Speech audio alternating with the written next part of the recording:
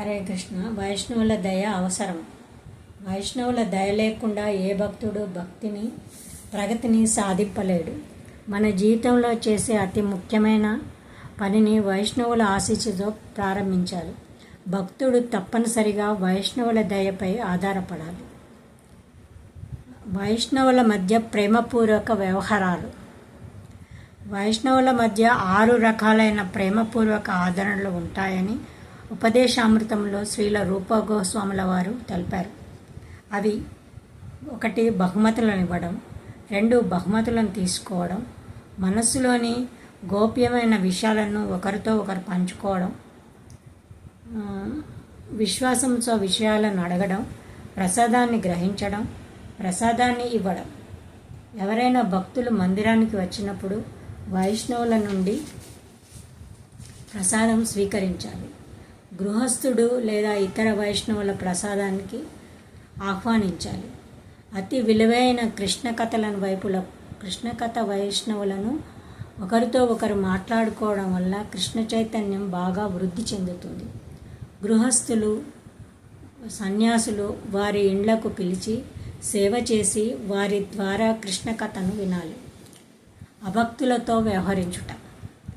భక్తులు అభక్తులను తమ పాదాలను తాకనివ్వరాదు. ఒకవేళ వారు ఒత్తిడి చేసేది ఏమీ లేదు కనుక మనసులో పూర్వక ఆచార్యులను, గురువులను స్మరిస్తూ చేతులతో నమస్కరించవలను. అభక్తులు 2 రకాలు.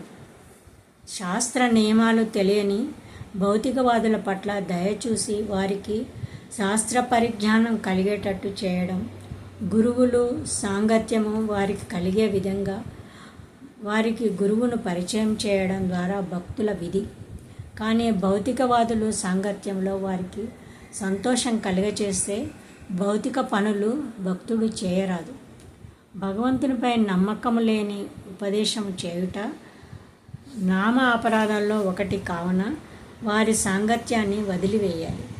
ఒకవేళ ఎవరైనా శ్రద్ధగా వింటే వారికి భగవంతుని గూర్చి తెలియచేయవచ్చు. అభక్తులను పలకరించుట.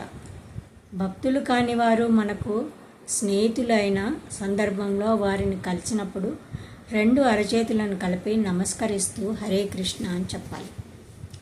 భక్తులు కాని వారు మనకంటే వయసులో పెద్దవారు అయి ఉన్నప్పుడు ఆవిడకు కానీ అతనికి కానీ వంగి నమస్కరించి హరే కృష్ణ చెప్పవాలి. ఎవరైనా గురువులను, వైష్ణవులను, శాస్త్రాలను విమర్శిస్తూ ఉన్న సందర్భంలో మన మాటల ద్వారా వారికి ఇంకా విమర్శించకుండా ఉండేటట్లు చేయడం, లేదా ఆ ప్రదేశాన్ని విడిచి వెళ్ళడం చేయాలి. ఆ విధంగా విమర్శలను వినడం అనేది ఆధ్యాత్మిక ప్రగతికి అవరోధాన్ని కలిగిస్తుంది. కావున ఈ విషయంలో జాగ్రత్త పడాలి. హరే కృష్ణ.